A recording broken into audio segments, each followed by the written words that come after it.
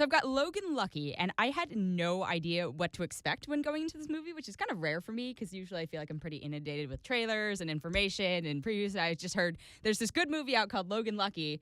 It's really underrated. No one is seeing it. So I was like, okay, I'm going to go see it. It turns out Logan Lucky has a bevy of stars, including Channing Tatum, Adam Driver, Riley Keough, who's Elvis's granddaughter, Daniel Craig, Katie Holmes, Catherine Watterson, and a bunch of people I won't spoil because they were kind of fun cameos. Cool. So it's the story of the Logan family, and they are supposedly cursed. And so Channing Tatum, Adam Driver, and Riley Keough are siblings. And so they decide to rob the Charlotte Motor Speedway. They have okay reasons for doing it. Channing Tatum, there's this whole storyline about how he wants to provide for his daughter. He's divorced. Katie Holmes plays his Southern ex-wife, and she was really good at it. Like, I was surprised how perfectly she fit into the kind of mean ex-wife role. I was all right, Katie Holmes. I guess so sweet. She does, but she can act, it turns out, a little bit. You know, she's not allowed to act out because of the whole contract she has with Tom Cruise. So this is a perfect role for her. So this is like an outlet for her to express her like bitterness as an ex-wife. So it's directed by Steven Soderbergh, who did Ocean's 11, Magic Mike, and Aaron Brockovich. And I feel like it's the closest to like an Ocean's 11 because it is a heist film. Okay. But at the same time, I felt like it was a bit out of his style. Like I saw that he directed it at the end. And my friend Kat said, it's like Steven Soderbergh tried to make a Coen Brothers film, which if you're not a film nerd, that means absolutely nothing to you. Yeah. If you are, you're like, oh, okay, I think I kind of get it. So the characters in Logan Lucky, I think, were probably the best part of it. Like Daniel Craig as this, again, everyone is Southern. So Daniel Craig, very British James Bond, right? As this Southern convict who's like an explosives expert was just fantastic. I was like, okay, Daniel Craig, Katie Holmes again. Channing Tatum is just charming in everything he does. Like there's no questions asked. Okay, so this is something I noticed about this film.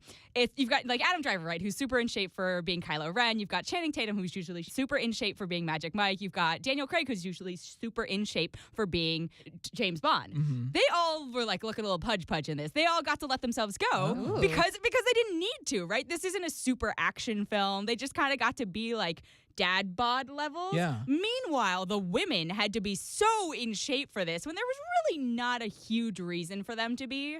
So I was like, this is a weird, unfair double standard. But if I was Hollywood, right? Yeah. But I was like, if I was those guys, I would totally sign on to this film because it's like, yeah, you get to wear jumpsuits and like eat whatever you want. Here's a movie to make. So it's something that did stand out to me though. So yeah, Logan Lucky. I don't know if I said this before, but I do enjoy a really good heist movie. It's one of those weird genres that I actually really enjoy. I like a tight plot in terms of like, okay, they've thought of things.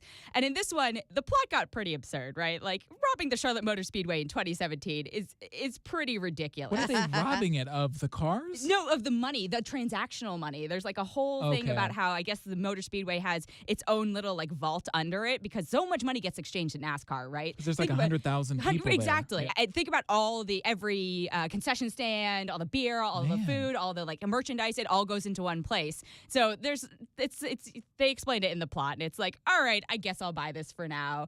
But my big challenge with this film is that it has, again, Lord of the Rings syndrome where it could have ended about 3 times. And I was like, okay, all right, we're done with this part. And then they introduced this whole subplot. And I was like, okay. How long is it? It's 2 hours, and it definitely feels like 2 hours, so just be prepared for that going into it. Yeah, the pacing of Logan Lucky is definitely off. There are also a bunch of pop culture jokes in it that I thought were hilarious, but my big question is, in 10 years, if someone's watching this on, like, cable or something like that, are they really going to find this funny? Like, is this really going to hold up 10 years from now? Like what? What do they reference? But I kind of don't want to spoil it because it was so unexpected that I was cracking up because I was just like, I'm a super pop culture nerd. And so I was like, why would they be talking about this? This is amazing.